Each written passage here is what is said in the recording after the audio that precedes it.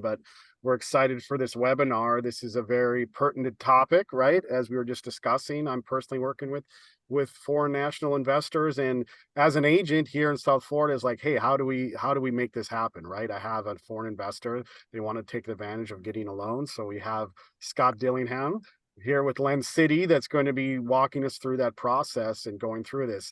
But I first want to start off by saying, hey, thanks for joining us. I host this bi-weekly webinar with one of my favorite, Jim Brown, an awesome real estate attorney, founder of New Path Title, founder of the awesome software Title Leap, and of course, Title Advance, which helps you know what's on title prior to putting property under contract. It's a great service. So excited for this webinar. Of course, I'm the founder, if you don't know, of Real Trade, which is an online marketplace and social media platform for real estate. We have thousands of buyers from all over the world that are on there. So it's a great way for agents to get direct leads from your own listings. And of course, we have the social media component where you can network with and connect with awesome service providers like Jim, like New Path Title, and of course, like Scott with LendCity. So we're excited. We want to add value every single week with these webinars. One of Jim's favorite sayings is iron sharpens iron, right? Where we can Appreciate all that, learn from Will. each other. It helps share information or make our industry better. And the most important thing is serve our clients, right, that we're working with, and help them get deals and invest and buy properties here in South Florida. So Yeah, the Jim, whole goal is you to want to get add it? Yeah, you raise the want to bar add? of professionalism. Everybody knows the rules. You're not running into other agents that don't know the rules. The dangerous agent is the agent that doesn't know there is a rule, and you don't have to remember the rule. You just have to remember the issue. You can always text me 24/7 and I'll tell you what the rule is. But the dangerous agent doesn't even know there's an issue. So our goal is educate the agents, get everybody more efficient, give them some tools to make them operate more efficiently. Love it. Awesome. Awesome. So without further ado, this is your floor, Scott. So this is being recorded too. So this is going to be live as evergreen content too. So we can share this too with your agents in your own office if they have foreign national buyers and then you want to help them, make some deals, make some sales. This will be a great resource for them. So Scott, why don't you introduce yourself, tell them your background, and let's get into it. Yeah, absolutely. Just a couple of real quick housekeeping rules things first. So Yeah. if everybody can turn on their cameras, it's great because we can see your reactions. It's really nice to see how people, if you don't want to, it's all good. There'll be a question and answer session at the end, but since we have a small group today, if anybody wants to ask questions throughout, that's not a problem at all. You can always text me 24/7 if you have any future topics you want us to cover. So if you go to newpathtitle.com, you can text me. You'll see 24/7 attorney support. Any questions you have for upcoming shows or any questions you had on this show. And that's it. You want me to lead in with the foreign buyer statute stuff before Scott gets started on Let's that? mix that in as we go, Jim. Let's get Okay. Scott here to do an intro, tell him about himself, and then we'll get into that. And we can actually add that Sounds to good. part of the conversation too. If you have any questions that you don't want to forget, you can also put them in the chat as we go too, Good idea. and we'll get them answered as we move forward. Oh, that's perfect. Well, honestly, thanks for having me, guys. I'm super excited. So yeah, I am the founder of LendCity. Mortgages is the legal entity name in Canada, and LendCity America is the legal entity name in the States. And we specialize in working with real estate investors, and specifically why we're on this call is for foreign national buyers across the world, right? So we have multiple lenders that we've set up to essentially tap in to get your client the best deal, lowest fees, that type of thing. And easiest approval. But if you look me up, you'll see like I've been investor focused for 10 plus years. That's who our client base is real estate investors. So when I uncovered, the DSCR type lending in the States, I was naturally attracted to it because in Canada, we kind of have the same thing, but for commercial properties, not residential. And we have a dedicated commercial team here as well. But when I saw the program, I'm like, man, that's so awesome because we already know about it because it's, in Canada. So super cool. So our headquarters, our HQ is in Canada. And we help the investor. So I know we're going to talk about some trials and tribulations of Canadians and just other foreign buyers and why the US is so attractive. And then we'll touch on the lending. But do you want to touch on, Jim? Is this the point you'd like to just go over some rule changes and then I'll open up into the lending side of things? Sure, if it's a good time. So there's a statute on foreign buyers. We touched upon it in the show a couple months ago. There's been some recent changes to the rule. And what the point is, if you're a real estate agent, you want to, or still early in the transaction, you want to ask if you're a seller's agent, you want to ask your buyer's agent, is your buyer a party defined by the new statute? If they don't know, and you don't want to make that decision, as a realtor, you don't want to make that decision, you should have them talk to a lawyer. I'm not trying to upsell us. I'm just saying, get that on the table early so you're not wasting a whole bunch of time. And I'll give you a transaction that we just handled for somebody in our office. These are all brand new rules. This is just released in July 2023. But as of October 7th, the Florida Department of Commerce is publishing a website to define and identify the critical infrastructure locations. This has been a huge topic of conversation.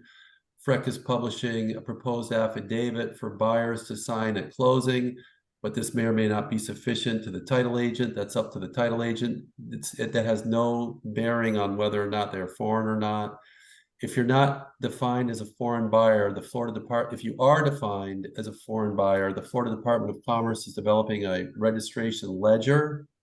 So if you're defined as a foreign buyer, you're still not prohibited from buying under certain criteria, but you have to go on this ledger. It's not done yet. And as the date of this article, the Florida Administrative Code is still being underwritten as to how these matters shall be administered. I'm going to give you guys a quick example of a person, and this is how complicated it is. So, from all common sense, this person looks like they should have been a buyer, but after 2 weeks of examination of the facts, we determined they were not allowed to buy.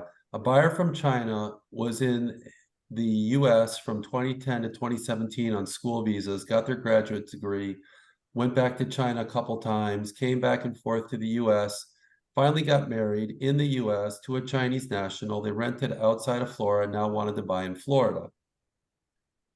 They answered all the questions in a manner that would have allowed them to buy. They were willing to sign the affidavit. Our preliminary research seemed like it was okay and they should be prepared. They should be good for buying.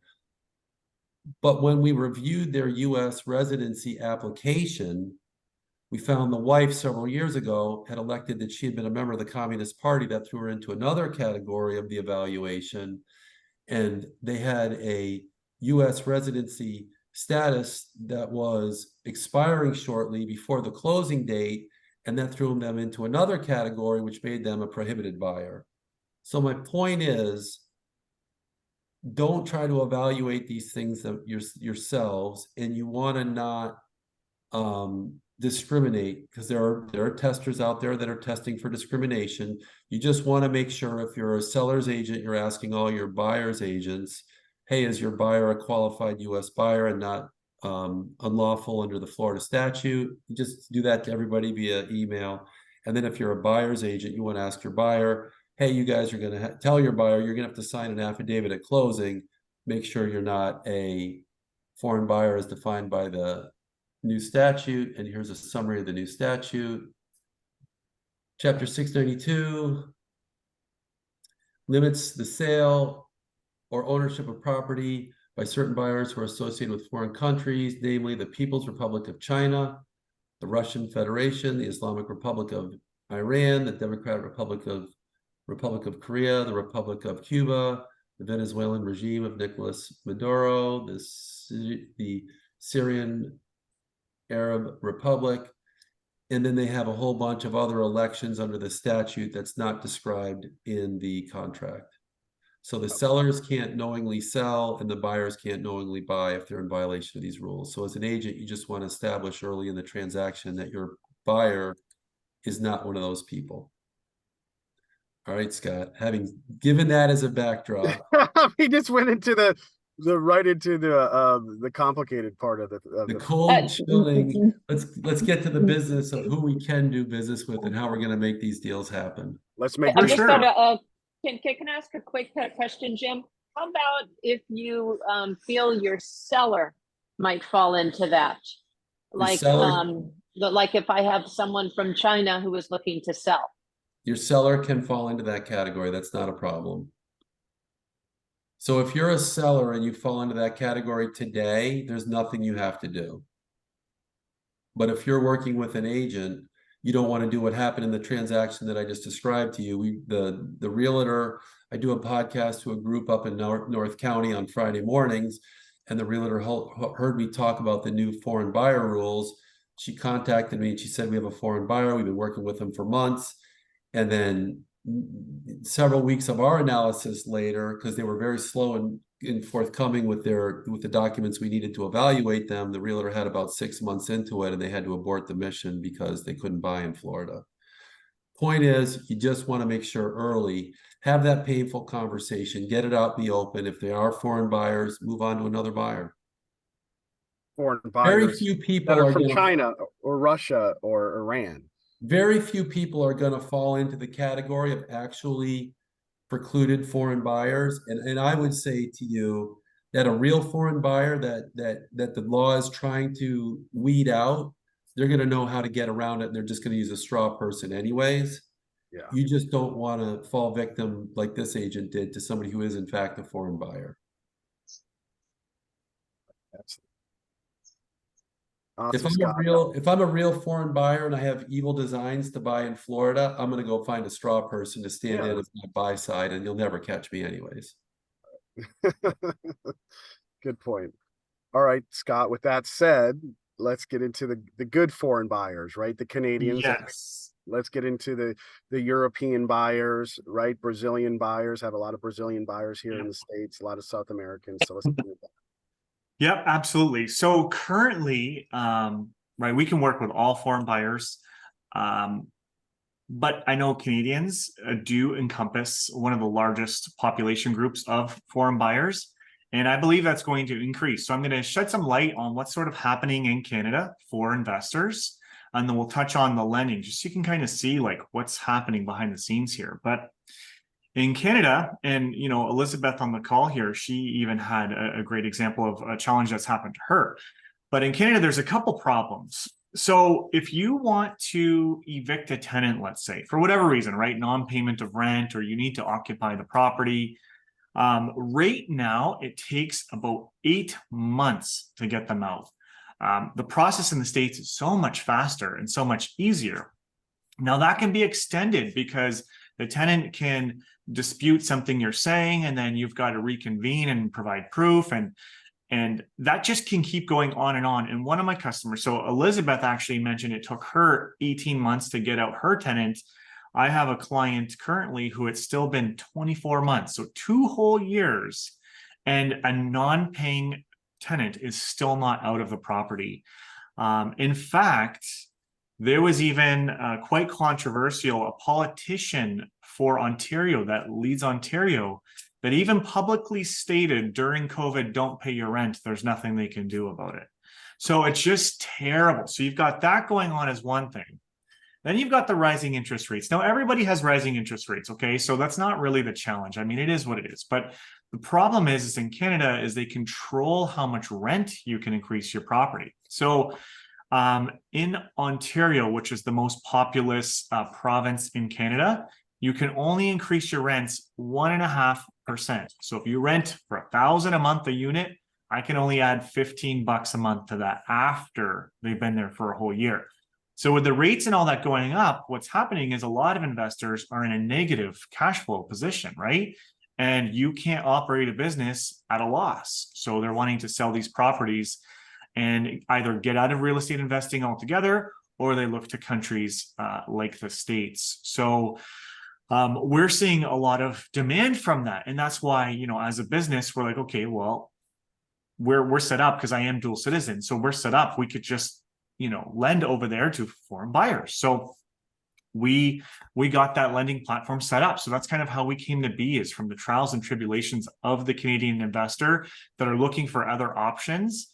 And we wanted to present it to them, right? And beat the market to it. So that's what we're doing. So what I'm going to do here for everybody on this call, I'm just going to attach in the chat group there, I've put a PDF flyer, which is sort of like a 1-page summary on it. At the very bottom of that flyer is the link to my Real Trade profile. And through there, you can contact us, right? We've got a landing page. Your client can put in their details there, and someone on my team will reach out to them right away. And it just outlines some of the programs, but I've got a presentation here for you guys that I'm going to share as well. And please, at any time, if you have any questions, interrupt me and I'll show you guys this. Let me just get it. Okay, can you guys see this presentation? Is that Yep, we can see it. We can see it, Scott. perfect? Perfect. Okay, so about this, right? So I kind of touched on that at the intro, but we've been investor focused since we opened LendCity over 4 years ago. Prior to that, I was working at a major bank, still investor focused. So I've been doing this almost 12 years in total. And again, everything we do is for the investors. We've even crafted over 1,700 articles all about investors and just different niches for them. We have our own private investor hub where we educate and sort of handhold and coach the investors through the process, which has webinars and trainings, all that stuff. So here you see me presenting, there was like 300 local professionals, and I was just sharing with them best practices and things that they could do to grow their business, right? So we love educating, even if it is our own competitors, right? If we can help, we want to. And that's why we're here today, because we want to help you with your foreign investor clients to qualify. So a couple of really cool things with the lending options for the foreign nationals. As of today, we have access to 9 lenders. I have some contracts with other ones that we're just finalizing the details. So we should have probably actually about 20 lenders in total, where we can shop around to get the client the best terms, lowest fees, and the highest loan to values, okay? Now with this, you do not need a US visa. We don't need any US partner. A lot of the lenders will make you partner with a US citizen or a straw buyer, like Jim was saying. A lot of times they do that. We don't need that at all for this type of lending. No income is needed for the foreign national. No credit is even needed.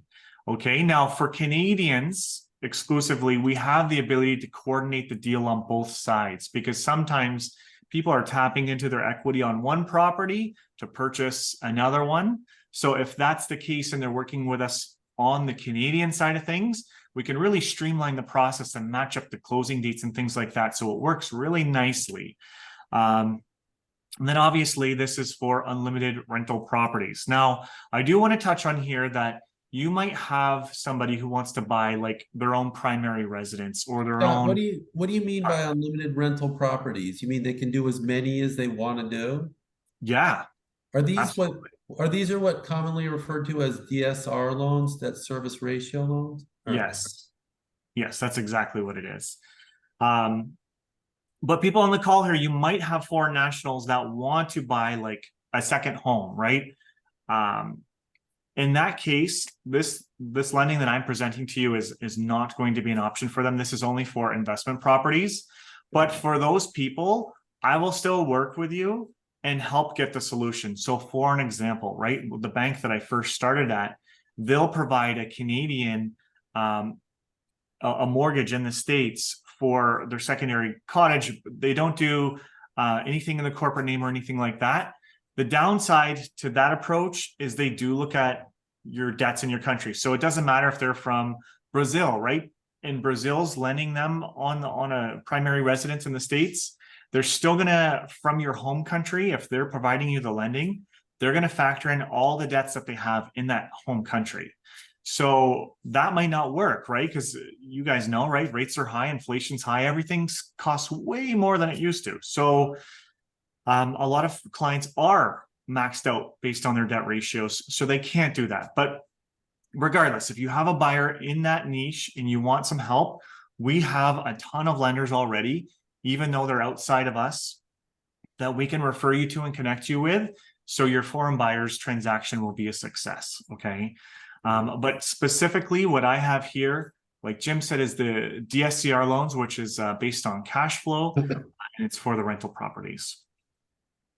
Okay, so we have sort of 2 options that we've worked out for borrowers. So we have sort of 2 buckets. We have the best rate options as one bucket, and then we have the flexible option in another bucket. And they're pretty close as far as fees and rates are concerned, but the best rate options obviously are better. So with these options, there's anywhere between a 0 to a 3% fee, depending on the lender, paid on closing, okay? These lenders want a DCR, so a debt coverage ratio minimum of 1. So what that means is, let's say you rent a property for $2,000 a month, and the mortgage and the property taxes. They'll also factor in HOA fees if applicable. So if those expenses equal to 2,000 as well, then they'll say the debt coverage ratio is 1, because the rent is the exact same as the expenses, so we're even. Okay, so these lenders look for that even or profit. They won't go in the negative, okay, to get the best rates. They'll use 80 to 90% of the market rents. I don't really like that because they're not using the full thing. So it kind of does put people at a bit of a handicap when you're running the numbers, but still if you want the best rates, this is what they do. Rates range from anywhere from 8% to 10.5%. These are for 30-year terms. You can get P&I or interest-only options from 1 to 8 units. So that's really cool. A lot of these programs only go up to 4, but we've got up to 8 and soon commercial. These lenders want 30 to 40% down, and some of them might do 25 if it's a really strong file. Okay, these are available in almost every state, and rate buy downs are possible.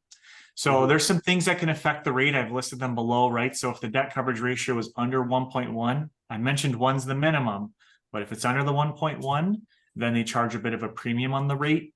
If there is a multi-layer corp, you'll pay more with these types of lenders, right? So if it's Corp A owns Corp B, which the property is held under Corp C, right? So that type of structure, it's going to cost the borrower a little bit more money. Certain states cost more. So obviously here we're focused on South Florida, but for an example, New York, the rates are about 0.5% higher. And then the lower the fees equals the higher the rate. So sometimes it might make sense to have a little bit of fees to get that lower rate. So we analyze all of that. Now, what I did based on the average of a ton of deals that we've done in the US market, I think with these lenders, the sweet spot is around 300,000 or lower for it to meet the DCR of 1. Now that's based on today's high rates, right? As they're expected to come down, this number is going to increase because it's easier to qualify for. But that's just a rough, what I'm finding, 300,000 or less, we usually are always at a 1 on the DCR. So it's good for the best rate lenders, okay? I have a quick question. When they underwrite too, can they do on yearly rental rates, or will they take into consideration if it is a short-term rental property as far, because obviously the rents can be higher on a short-term rental property? Still both. So Okay. if it's a short-term rental and they're buying it from like a seller, right? So they're buying it. They're going to ask the seller to provide their Verbo statement or their Airbnb statement so they can see what that rent looks like, and they'll use all of that. If it's a refinance, they're going to want to see those numbers from the client, right? Because this is for purchases or refinancing. But if it's a long-term rental, then quite often, buying those, if there is a tenant, right, we can use that lease. If there's not, then we can use market rents. Scott, do you have a type of a calculator on your website where you can plug in those numbers and see if it's something that might interest you even before you're contacted? Not really. Like the lenders have that internally in their portal. So don't worry about it. We know we're going to win some. We know we're going to lose some. I would say just touch base. You can send us the deal. Like if you have the MLS or realtor listing, or just anything that shows the property so we can see the condition of it, as well as what the taxes and or HOA fee, if there is one, then we can factor in all of that and run this. But we don't mind. It only takes like a minute or two. It's just that it's not like public information. Now, what I can do, I do have a Excel spreadsheet that I've created based on the 30-year product. So you can kind of get a quick guideline. So I could send you that because that's not branded to any lender. I just made that up. So I could get you that if you're interested. What gets thrown into debt service? Everybody knows what debt service is, but then how do repairs, expenses, things like that get factored in? Well, a savvy investor should factor those things in when they're purchasing a property. But for these lenders, they don't look at that. That's what I was getting at. Does the lender actually look at that stuff? No. They're figuring these loans? No, they're just factoring in they look at the DCR ratio, right? Because if it's above the 1.1, then the best rates apply. and then we take that rate that the client is given and figure out what their monthly payments are going to be. So we punch in the monthly payment based on how strong the DCR is and what rate they get. And then we punch in the property taxes of that home. And then from there, if there's an HOA fee, we include that. But things like repairs, like you said, even property management fees, those are all excluded. They're not counting that into these. Well, I was also talking about taxes and So taxes and HOA absolutely apply. And they'll use other tools too, right? Instead of market rents, we could, if you're considering Section 8, let's say, Section 8 has a fair market rent portal where you can see what the rents would be in certain areas. They'll use that too. So they're pretty flexible with what they'll consider for income, which is nice. But yeah, just HOA, property taxes, and the mortgage payment is all that's included in these calculations. Okay. Great. So for the flexible options, so the fees are a little bit higher here, right? So we're at 1.5 to 3. So the cap is the same, but they start a little higher. But you can build that into your mortgage. So the other fees with the lower price lenders, you have to pay on closing. The more flexible lenders will allow you to build the fee into the lending. So if your client is tight on cash to close, we can capitalize the fees so they're not, they've got more reserves. There's no DCR minimum. So even if the property does not cash flow, they will still move forward. Okay. Obviously, there's a rate premium for that, but we're good, right? So it just depends on what bucket we can fit your client into. These lenders are going to use 100% of the market rents as opposed to 80 to 90. So it does make qualifying easier. Rates are similar. They're still from 8.5 to 10.5. Okay. Now these guys, we can do the 30-year, but we can also do the 40-year. So they've got a 40-year interest only, which is quite impressive. So those deals where the debt ratios don't work, you go with the 40-year and it makes it really work. These guys, so this one's a bit of a negative. They're only going to do 1 to 4 units as opposed to 1 to 8 with the lower price lenders. These guys do want 30% down, but if your borrower ends up getting and establishing a US credit history, then we can go down as low as 20% down, okay, after the fact.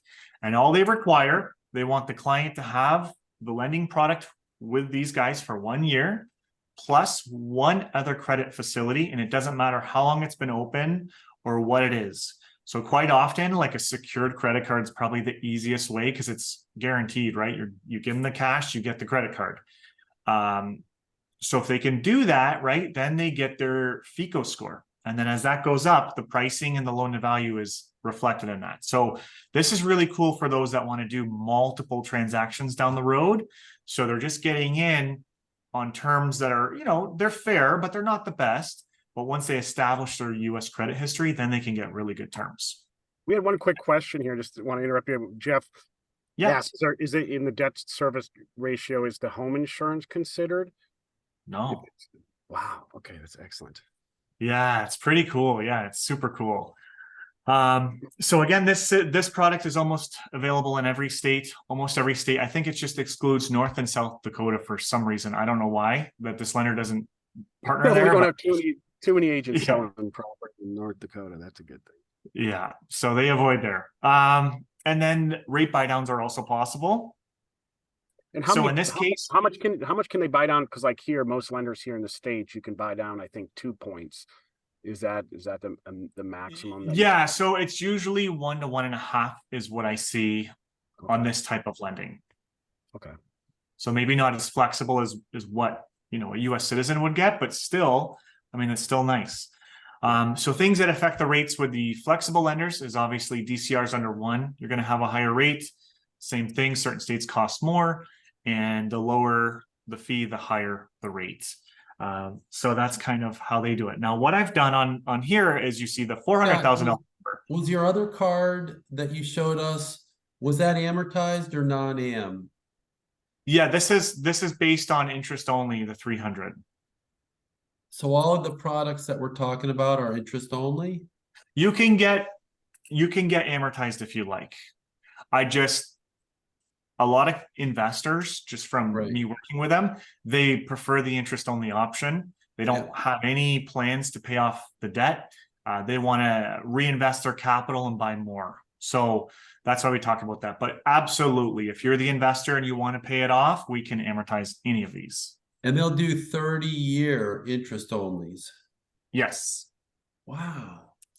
Yep. Interesting. And then these guys do the 40-year, right? Interest only, which is That's what I mean. So you can get those payments on that, on that ratio pretty low on doing a 40-year. I mean, holy smokes. yeah, on a $300,000 purchase price, you're talking about $100 a month difference between the 40-year and 30-year. So it's not huge, but depending on the deal, like $100 can still be quite important. Yeah. So on this particular product, the average is around 400,000 and above, where it works really nice. Obviously under it still works too, but I mean, I'm finding that sort of the sweet spot to be at a DCR of 1. Okay, that was kind of my baseline here. This lender has no minimum. That's why I said 400,000 plus, because they don't have the minimum. But if you're really looking like I want the best rate and stuff, then we want to at least be at 1. I have a Canadian investor I have a call with tomorrow. I'm going to be going over this with them because they want to buy anywhere from 1 to 4 units. This could be a perfect product. Yep, and I'll share the slide too, so you guys have this. Mhm. And then how to get started. So you're going to want to visit realtrade.io and go to our profile page, and right there is the link to our URL. We have a video that we've created as well, so we're going to upload that so you can see a bit of our team and our office a bit. But that's pretty much it for my presentation. It's super easy, guys, to qualify your clients. We have partners that work with foreign investors to help set up their entities. So we can actually buy in the personal name or the corp name. The personal name, though, you're probably going to face double taxation, right? Because you're going to be taxed in the States and your country of origin. So it's more than likely better. Now, again, I'm not a tax professional, but from all the clients I've seen, it was better to incorporate. So they only had the 1 tax. And like, obviously, if you're a business, you might not be able to, because for us as a business, we're actually subject to the double tax. But for investors, real estate investors, you can avoid that. Is that Canada-wide or is Quebec separate? What do you mean? I'm sorry. Like the double taxation, because they're so different from the rest of Canada on everything they do. Yeah, every province has their own sort of rules. So I would definitely consult with a tax professional there for Quebec. I don't want to mislead you. Scott, I have 2 questions for you. How are you? It's Todd. Good. How are you? Work with Jim. I'm doing good. So I actually have 1 question. I just wanted to ask about your appraisals. Do you guys typically do your own appraisals? Like, how do you gauge the property value when giving these loans? Yep. So we order the appraisal through the lender's portal and what they use. So not every lender uses all the same appraisers, but there's a bunch of appraisers that are the same regardless of the lender. So what we try to do is pick the appraisers that most of the lenders use. That way, if for whatever reason, if the lender changed their terms or we're not happy with something, then we just change lenders. And I just want to confirm, so because we have from time to time in our office, we get foreign buyers. I just want to know, so say the appraised value comes in way higher than the purchase price. Would you guys lend on the appraised value, or you're only lending on the purchase price? So far, they've only lent on the purchase price. What we did do for 1 client that had the scenario is we did a delayed purchase. So the client was going to do a bit of renovations on the property. So that was our loophole. So maybe we tap into this. So what they did was, I think they just really painted and did a little bit of flooring. And then what we could do is then we'd finance. In this case, it was 70% the lender was willing to go to for this client. So we financed 70% of the after repair value, even though there was still equity in the game on closing. But then this way it beat the system, and they used the full value plus now the value of the painting and the flooring. So the client didn't actually have to pay money out of pocket because there was such a big spread in this particular instance. So that is available, but I think the loophole or the trick is to just do the slightest little bit of renovations, so then we can use the after repair value. Right, because sometimes people get really sweet deals every now and again where they're gonna pay 200 grand when the place is easily worth 450. You know what I mean? And they might want you to finance the whole thing. And I also wanted to add something from the title end. So we deal with something on the title in FinCEN. I don't know if you're aware of it. So here in like Palm Beach, Broward, Miami-Dade County, most agents know. So it's called the Financial Crimes Enforcement Network. And what that means is, from a title perspective, when an entity, so LLC, a corporation, anything, buys a property on the title, sometimes like I see in Canada, they'll like nest their entities over and over and over again.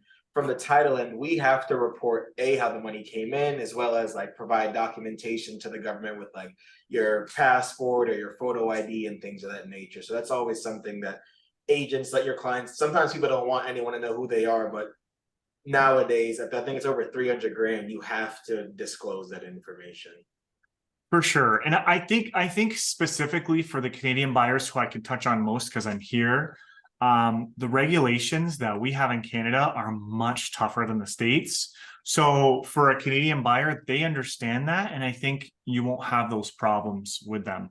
But definitely, you know, foreign nationals in other countries where there's not that much regulation, I can see it kind of like pulling teeth to try to get those items for sure. Right. So I just wanted to add that as a thing we sometimes run into on our end. I have a being a realtor is not like you see on Selling Sunset and $1 Million Listing and all these, it's just, I tried to explain in the editorial I did last Friday. It's like, it is so complicated to be a realtor. And Tajay brings another point. I wasn't even thinking of FinCEN throughout this whole conversation. Yeah. No, it's true. I have a question here, Scott. Like, what is your typical timeline for, loan approval and funding, for transactions here in Florida?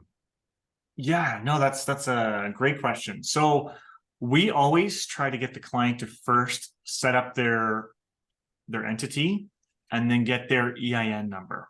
Okay, so that process, it can be as quick, I think, as a week to as long as maybe 3 weeks. I wouldn't even entertain having the client buy or put in offers on properties unless you got a long closing date without them having that first, to be honest. Then from there, the lender is 3 to 4 weeks. I can do it within 3 to 4 weeks. Wow. So you can close loans in 3 to 4 weeks. Yeah. Great. Yeah, it doesn't take long, but we want that legwork done first, because if they try to do that after, then that's when nightmares come up. And then like what would you be typical that as an agent that we'd want to ask for our financing contingency? For instance, if we had if you're writing it, well, underwriting is usually 24 to 48 hours. So we can usually get the client the approval and disclosures and everything within that time frame. So I think if you gave even, I'm just being probably a little courteous here, but maybe 5 days for the full appraisal to happen too, if we need one. Sometimes we don't, right? Depending on the lender and the deal and whatever, we can do desk appraisals where they don't even have to go out. But sometimes they want the full one, right? Especially, and this is a good tip for you guys, if you're listing a property and you're not really showing the inside pictures, right? For sure, we're going to need an appraisal in that case because they don't know what it looks like.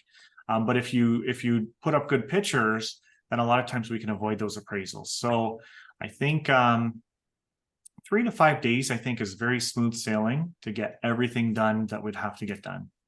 Wow. I just thought of another question, actually, Scott. Prepayment penalties. So all different. Maybe you work with 20 lenders, so they're all different. What's your typical prepayment penalty on these loans?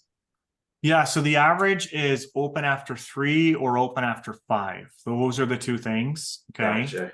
It's about a 1% premium if you want fully open, or, it's not that bad if you do say open after 1, open after 2, they're not that bad. So we're actually suggesting that clients do that, right? Get open after 2. That way the rates can come down, they can refinance, get those lower rates, and then move on. What's your open after 2? Usually 5%, what would you say? I just want to know, like, I do have people that are. You're saying, sorry, what's the question? Like, how much is the rate increase? Typically around, no, how much is the penalty if, like, after a year they wanted out of the loan? Oh, gotcha. Like, so hold on, let me rephrase it then. So you're saying they want to get out of the loan after a year, but they still have 2 years left? Correct. Okay. So that does depend on the lender, and also the state, but usually the max I've seen is like 3%. Okay. That's the max. I've seen less. And and it just all depends. I've even seen lenders waive if we refinance with them. Gotcha. So it's a communication thing. That's not all the time. That's more of an exception. Okay, so I don't want to make that the rule. But I've been able to get them, especially they saw the investor was hungry and they wanted to keep growing their portfolio. So they're like, you know what, to keep the business, we'll work with you on this. So Gotcha. we've seen different things. Does that answer your question? Yes, it does. Thank you. Yeah, you're welcome. A great question. Was there any other questions? I have a question too. You know, we have this great network on Real Trade. I mean, what of agents, right, that want to work with buyers, and obviously we have work with sellers too. But like, what is the like? I just want to see kind of like what's the feeling of Canadian investors now, like on a scale of 1 to 10, where it was even like a year ago, of their appetite for investing in the United States. Because like I said, we've seen an uptick on our side, right, of Canadians using Real Trade to search for properties for sale. Like, what are you seeing? Like, what's the sentiment there in Canada with investing in the US? Yeah, I mean, it's a little hard to answer, but I'm going to answer it. The reason it's hard to answer is because it's like I think it's called the reticulator activating system. So what that is, it's a part of your brain. So if you buy a black Chevrolet car, then you start to see all the black Chevrolet cars that are out there. You know what I mean? So I think this is the same thing. We've got into the US lending, so we're seeing the US lending everywhere now. But I would say truly, probably, I'm going to say from all the investors that we work with, half or more are totally interested in investing into foreign properties. They like, there's different networks. Sorry, one of my staff members is they're waving to me. But we're part of like a bunch of different networks. Okay. And I know, you know, some of the networks, Yeah, Ryan, the rock but there's star others. Yeah. And there's others. And I don't say like we're part of them, like, but we know like they're doing their US lending. There's some other big groups, even larger than what Tom and Nick have, who we actually are like boots in the ground part of, and they're all launching US lending, not US lending, but US investor based platforms to help their investor know everything they need to move forward. And so about a year ago, the one group just opened their program, and now they've got 150 investors that are enrolled in this program to move forward. Just in within a Florida year. too, mostly in Florida as well. Yeah. Yeah. And this group only has 1,000 investors to begin with, right? So it went from 0 of their 1,000 to 15% want to invest in the States, and they're getting busloads of people, and they're coming down there and making these trips and stuff. So I'm definitely starting to see a lot more of that. So I think, you know, as a realtor or anybody listening to this, I think the Canadians are going to start really buying, right? Because they are getting fed up of the rules here. I just did a podcast with a guy in Canada. He has well, not anymore, but he had 250 properties in Canada, and he's literally selling all of them. He is buying in the States instead. He's going to shift his portfolio from there to here. So I think it's like, it's terrible for Canada's economy. It's great for US, right? Because they're going to be there, they're going to renovate properties, they're creating jobs, and like, Well, tell them to come on Real Trade and connect with some of the agents too that can help them source deals as well, right? Great, that's a great resource that they can have. So, as we say, agents here too that you're on here, this is a great networking for you, for not only to help your own buyers that you have, but Scott can plug you into his network, right, where he's working with some buyers that are looking for properties here in South Florida, right, where they can work with some good agents. So it's a great, and that's what it's all about, right? Your network is your net worth. You know, so it's these types of connections that are super important. Just from the stories that you told us, Scott and Elizabeth, I mean, it seems to me like you're losing money in Canada. You don't have to make nearly the money Americans would expect to make in the market. You can come down as a Canadian and do so much better and still not be making what, you know, a lot of investors are sitting on the sideline right now. They're waiting for the correction, they're waiting for rates to come down, whatever they're waiting for. But if you're a Canadian buyer right now, you sell your Canadian assets, you're coming to Florida, you know, exactly, and you're ecstatic, right? You're going from 0 to hero, where in Florida, you're kind of like sitting on the sideline, waiting for things to happen. Guys, I'm making calls to all those Canadian investors that I've had over the years, right? And I'm calling them up and getting connected and say, hey, do you know about these new products for buying properties here in South Florida and making those connections, with Scott to get them, back rekindled that I've sold over the years. I mean, it's an awesome opportunity, and you can share the horror stories. Go like, hey, is it true that your rents can only go up like 1 or 2% a year? I mean, how does that make sense? I have clients here that raise their rents 20% in the last year. And it's going to So, Ryan, my mother-in-law back in Montreal has been in the same condominium, no joke, for almost 50 years.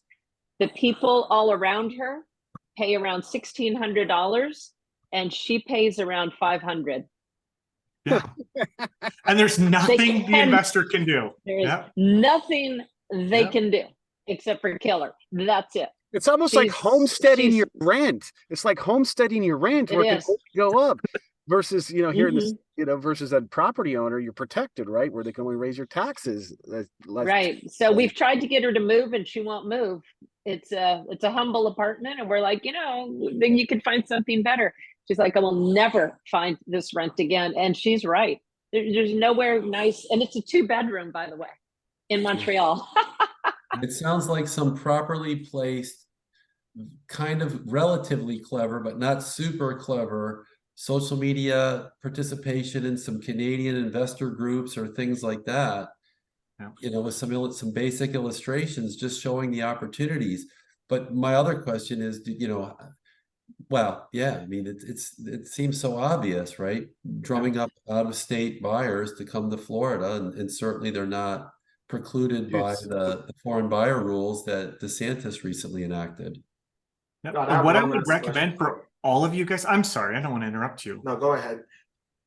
Okay, what I was going to say is, here's the low-hanging fruit, right? And so I think you can take this away and really grow your business, but search your database and find the clients that purchased in your area, and you will more than likely find that most of them bought with cash, because that was my question.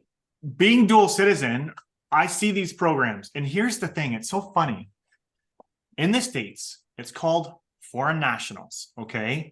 But in Canada and all the other countries, nobody says foreign national. Nobody says that. So if I'm a Canadian who's blind to this type of lending product, I'm never going to Google foreign national lending, because if they did, they'd find all the solutions that they want. They're typing in Canadian mortgages in the States, right? Like, that's what they're looking for, and none of that is available. So that's the unique thing about this, is that nobody knows foreign national. So what Canadians have been doing is they're leveraging their properties here or selling and buying in the States cash. So truly, that is the lowest hanging fruit, because they've already purchased. So we can refinance and pull out their equity in these properties here in Florida, surrounding areas, wherever, and then they can redeploy that and grow their portfolios in a meaningful way. So I think that truly, from a social media standpoint or whatever, is the lowest hanging fruit for you guys to all grow your businesses, for sure. So it's like you can cross collateralize loans with their properties in Canada. That's right. Jeez. Oh, sorry. Let me rephrase that. They can't cross collateral, like it doesn't show up on title, but they tap in and they maximize their properties here. So then in the States, when they buy, it's cash. But there's no, like in Canada, there's no US collateral. So it's not like that, but. Okay. Well, you're just doing a cash out refi of Florida property to buy more Florida property. Yes. That was going to be my question. If you guys do cash outs, and what's your typical, because I think we have a lot of that even here in our office, where people bought cash and they're foreign. What's the typical rates on your cash out refinances? Yep. Rates are still the same, right? They range from the 8% to 10.5%. And what's the LTV that you typically? Sorry? What's your LTV that you typically lend on cash out? They'll go to 65 on refis. Is it very similar to the terms we went over for the purchases, or no? Yep. The rates and all that are the same, just the LTVs come down a bit on the refis. The loan to values come down a little bit on the refis. Yeah, because we can be at 75 on a purchase, depending on the lender. Most lenders want 30, like 70% LTV. But on refis, we're at 65. But that's still amazing, right? That's still tons of equity that they could buy 3 or 4 more properties in your backyard. So put deals together. Love it. Yep, Yep. it's huge because that is like when we're telling the Canadians about this, they are shocked. They didn't even know this is an option, and people are now setting up their entities and like so. It's going to be a big thing, and I think Yeah, we can- they want to they should set up a Florida Yeah. entity. Yeah. They should set up, as Canadians, they should set up a Florida entity and then do all their business through their Florida entity. Yep, exactly. That's exactly what they're doing. Yeah, because you should set up your entity in the state you want to purchase in. So that's exactly what they're doing. Yep. And then they can avoid a whole lot of other complications at the time of sale. Yep, right. And the corp allows them, and again, I'm not a tax person, but the corp allows them to avoid the estate tax because we don't have that in Canada, right? When you pass away and the estate tax, we don't have that. And I know you guys do, right? So for a foreign investor, that's important to know that it can defer all of that. So plus you get the 1031 exchange too. Yeah. You guys all familiar with that? Yeah. Yep. So So we don't have that in Canada either. So it's like that's another awesome thing. And we have opportunity zones here too. I think I told you a little bit about that, Scott, too, which would be a great opportunity for for foreign investors as well. Yeah, absolutely. So Elizabeth is asking for the slideshow. So I'm going to attach it right now for you. Scott, I'm sorry I joined the meeting late. You know that time is live, so if you don't mind sharing a template so we can introduce your service and your products to our Canadian prospect, that would be awesome. Fred, I thought about you as soon as I started listening to this. I know that you deal a lot with, I promise you're one of the first people that came across my mind. I know that you deal with a lot of foreign buyers. Yep. So I'll share both. So there's one's like a 1-page PDF that you could share with clients and email to them or whatever. The links in the PDF are live, so it will bring them to our Real Trade portfolio or profile page so they can, read more about us. And then from there, you can, book a call with somebody on my team. So I run the team. So that's the hierarchy, right? I run the team. And then it's someone on my team who they'll be speaking to.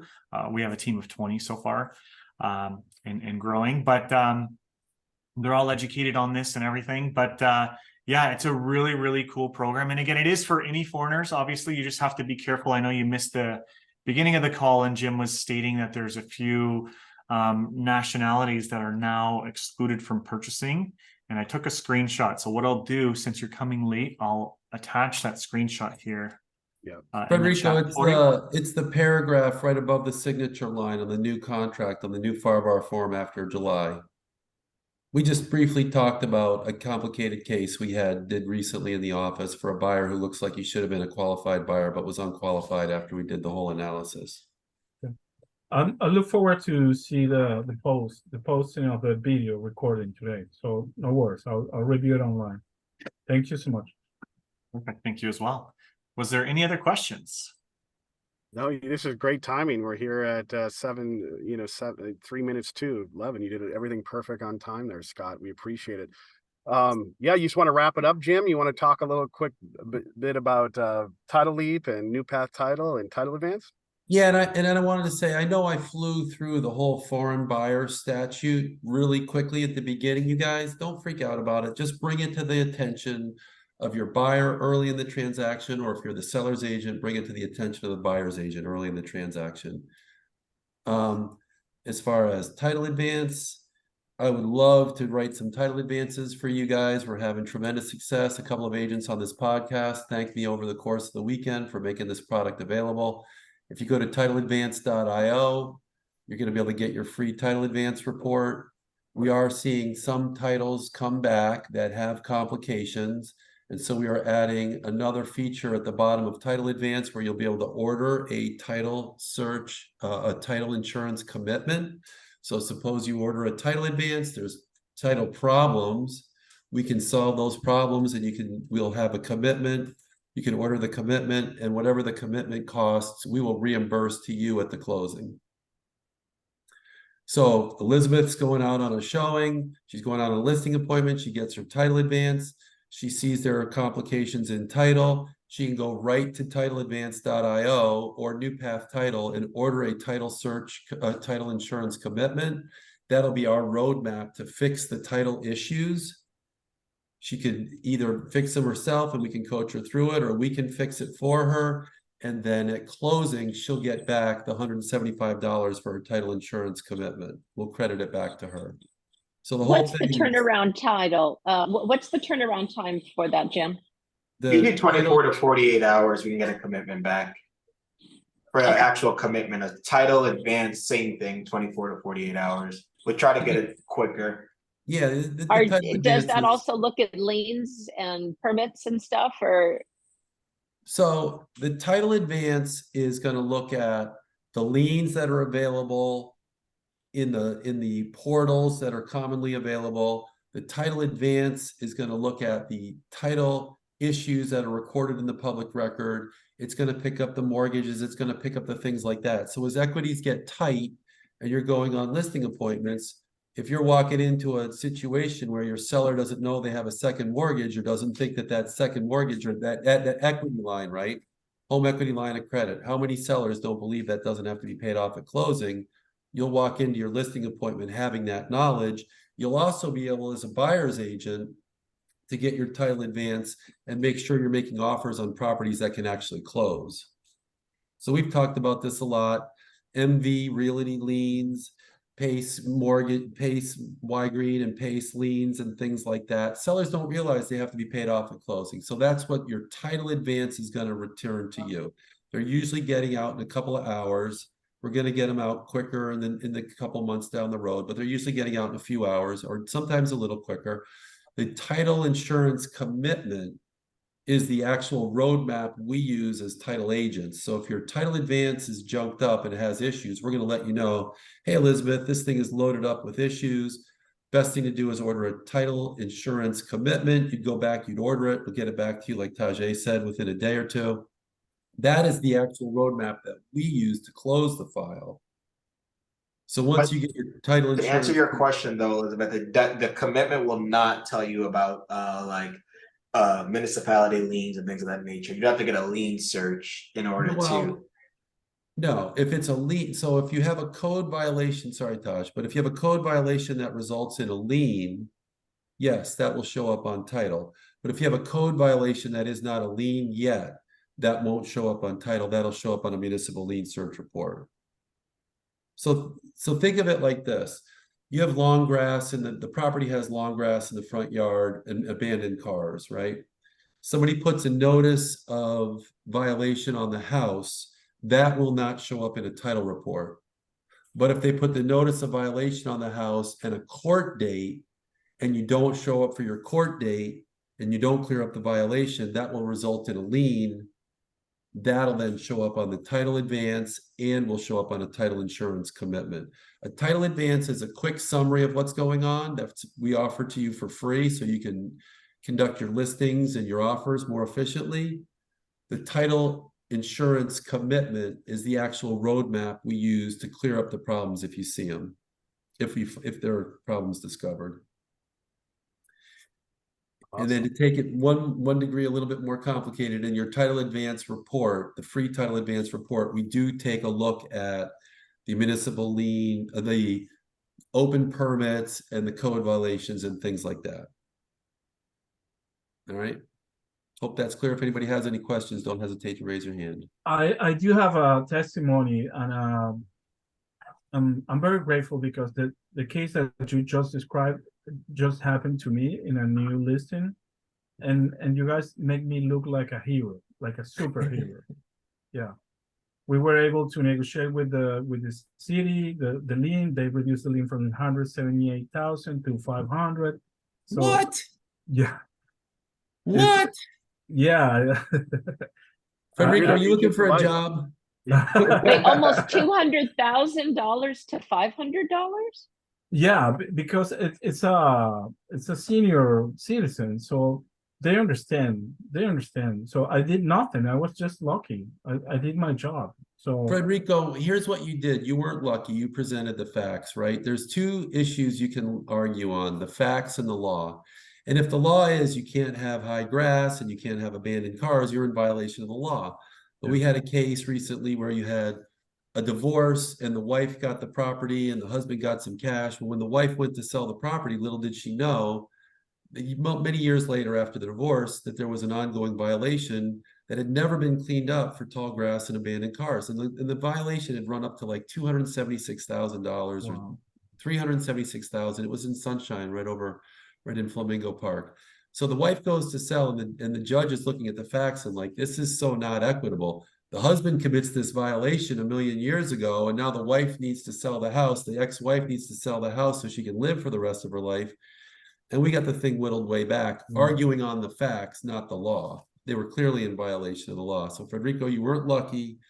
You were smart. Put that quiver in put that arrow in your quiver. Yeah. Thank you, Great guys. job. Thank you. That's awesome. That's awesome. No, it's great. That's why we're here. We're just, adding value to you guys, right? So that you can help close more deals and make more money. And I just want to give a quick thing on Real Trade, guys. The thing is, it's free for agents, right? So you create a profile on Real Trade. We have a marketplace where we have thousands of buyers, sellers, and a lot of Canadians that can connect you with not only through your listings, but they can actually search you out on the Search Pros feature as a buyer's agent, and that you work with foreign nationals, right? I mean, how cool is that? You could actually put that in your bio when you create your profile. And of course, the huge value add is connect with all these awesome service providers like Jim, and Scott here on the platform. And we also have Title Advance. Actually, Title Advance is actually one of our profiles on Real Trade that you can connect with and order Title Advance right there too, as well. So yeah, this has been a great webinar. Thank you so much, podcast, Scott. Great questions. Great content, Scott. I learned a ton. Yeah. Yep. Thank you. Glad to be here. I appreciate it, guys. Yeah, and I put Scott's profile in the chat too, in the Real Trade, his Real Trade profile, so you connect with him on there. So we hope to see you guys there, and let's get out there and sell some houses. Yeah, man. Awesome. Yeah. Sounds great, guys. Thanks, Take care. Ryan. And if it's okay, if I could Thank you also so get the much. recording. Yeah, we'll get you the recording, Scott. Yeah. Thank you. Thanks. All right, Thank bye. you. Bye. There. Bye.